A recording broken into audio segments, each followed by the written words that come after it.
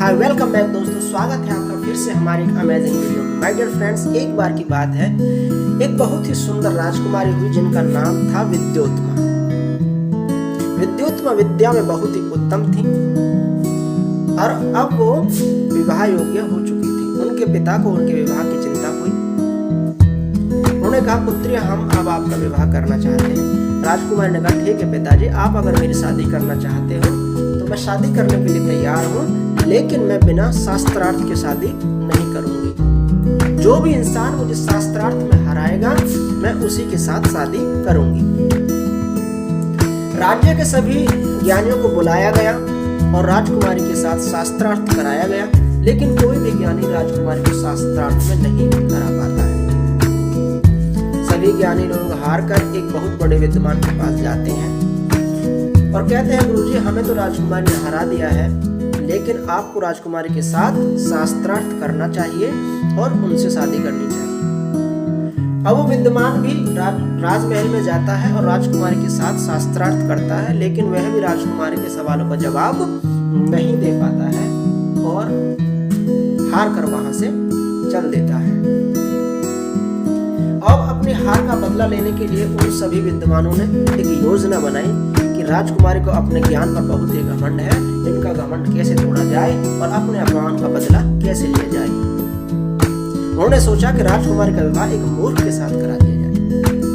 अब इस योजना को कामयाब करने के लिए वो एक मूर्ख व्यक्ति ढूंढने लगते हैं। ढूंढते ढूंढते वो जंगल में पहुंचते हैं। जंगल में एक उन्हें इंसान मिलता है जो लकड़ी काट रहा होता है। पेड़ पर चढ़कर एक पेड़ की डाल काट रहा होता है और जिस डाल पर बैठा है उसी डाल को काटता है। वो कहते हैं कि इससे बड़ा मूर्ख व्यक्ति कोई नहीं मिलेगा। वो कहते हैं, अरे भाई क्या कर रहे हो, जिस डाल पर बैठे उसी को काट रहे हो, गिरोगे क्या, तुम्हें भी चोट लगेगी। वो कहता है कि तुम सब मूर्ख हो, मैं अपना काम पूरा करके ही आऊंगा। वो समझ गए कि ऐसे नहीं मानेगा। वो कहते हैं, अगर हम तुम्हें खाने के लिए अच्छा भोजन देंगे और अब पहनने के लिए अच्छे कपड़े देंगे, जल्दी नीचे आओ।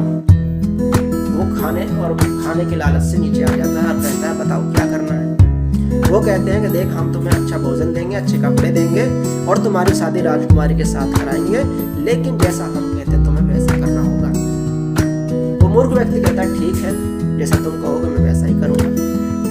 वो कहते हैं कि तो हम तुम्हें महल में लेकर जाएंगे, लेकिन तुम्हें वहां पर कुछ नहीं बोलना है।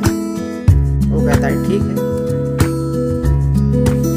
अब वो सभी ज्ञानी मिलकर उस मूर्ख व्यक्ति को लेकर जाते हैं और राजकुमारी से कहते हैं कि ये हमारे गुरुजी हैं, अभी इनका मौन व्रत चल रहा है, आपको शास्त्रार्थ करना है तो इशारों में करना पड़ेगा। माय डियर फ्रेंड्स, राजकुमारी इस चीज को मंजूर कर लेती है और वो कहते हैं, ठीक है, मैं इशारों में शास्त्रार्थ करने के लिए तैयार हूँ। शास्त्रार्थ शुरू होता है तो राजकुमारी अपनी एक उंगली उसको दिखाती है, जिसका तात्पर्य था कि ब्रह्म एक। वो मूर्ख व्यक्ति समझा कि राजकुमारी मेरी एक आंख फोड़ने के लिए बोल रही है, तो वो कहता है कि तुम मेरी एक आंख फोड़ोगे तो मैं तुम्हारी दोनों आंखें फोड़ दूंगा। वो दो उंगली दिखा देता है।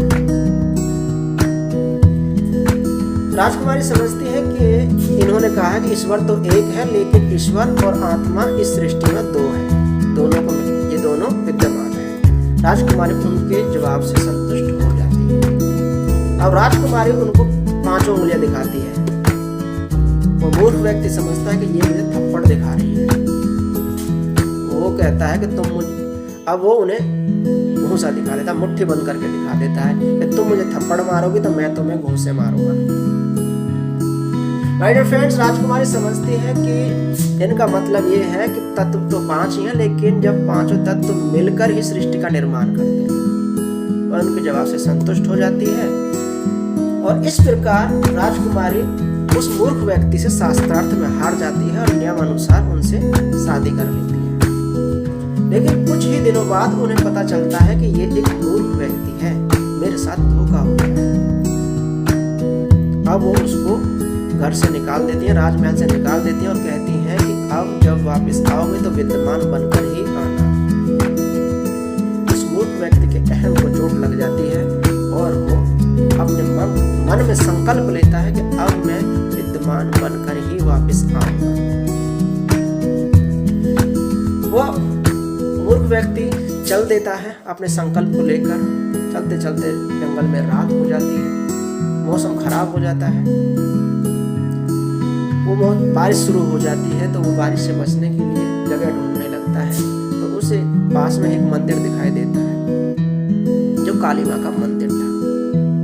वह उस मंदिर में जाता है, रात का समय था, उसको ठोकर लग जाती है। ठोकर लग के वो माँ काली के चरणों में गिर जाता है और गिरकर उसका माथा फूट जाता है, जो माँ काली के चरणों में उसका खून चढ़ जाता है। खून देखकर जैसे वो खून चढ़ जाता है तो माँ काली प्रसन्न हो जाती है और कहती है, बोल वत्स तुम्हें क्या चाहिए, मैं तुम्हारे इस भेंट से प्रसन्न हूँ।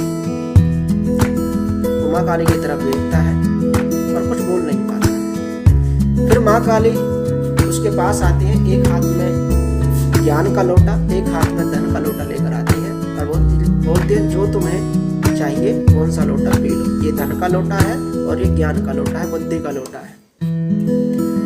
वो व्यक्ति उन दोनों को ही पी लेता है और माँ काली खुश हो जाती है कि ठीक है, तुमने दोनों ही लोटे पी लिए हैं, अब तुम ज्ञानी भी बनोगे और धनवान भी बनोगे। इस संसार में तुम्हारा नाम और तुम्हारा नाम अमर रहेगा। माय डियर फ्रेंड्स, उनका नाम हुआ महान कविवर कालिदास, जो पहले बहुत ही मूर्ख व्यक्ति थे, लेकिन अपने संकल्प शक्ति से वो बहुत ही बड़े विद्वान बने और राजा विक्रमादित्य के राज्य में नवरत्नों में शामिल हुए।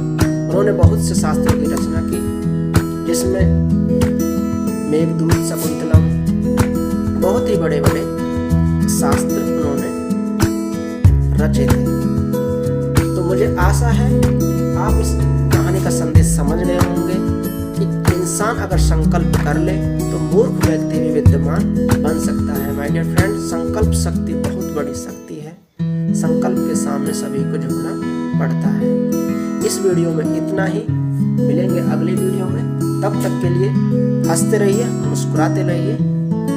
वीडियो अगर अच्छी लगे तो वीडियो को लाइक, शेयर और चैनल को सब्सक्राइब करें।